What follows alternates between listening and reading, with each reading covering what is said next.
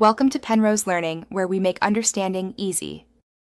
You start by securing the area and removing obvious obstructions. This prevents accidents.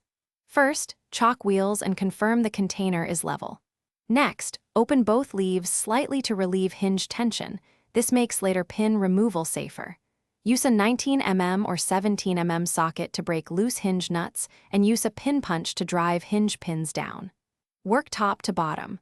Once top pins move, the door begins to sag, and you can support it with lifting straps. You now focus on the middle of the job where alignment and control matter. First, fully support the door with a strap or a helper so it cannot fall when a pin is removed.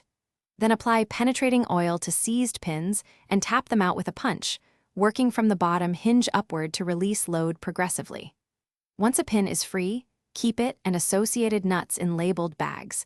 Make sure to note hinge orientation for reassembly, because reuse depends on correct alignment. You're at the finish line.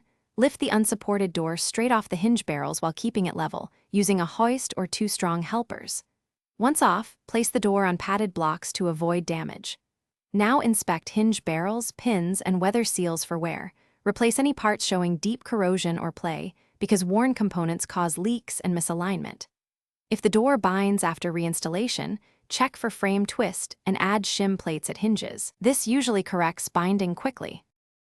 Thanks for watching. If this was helpful, leave a like and consider subscribing. See you next time.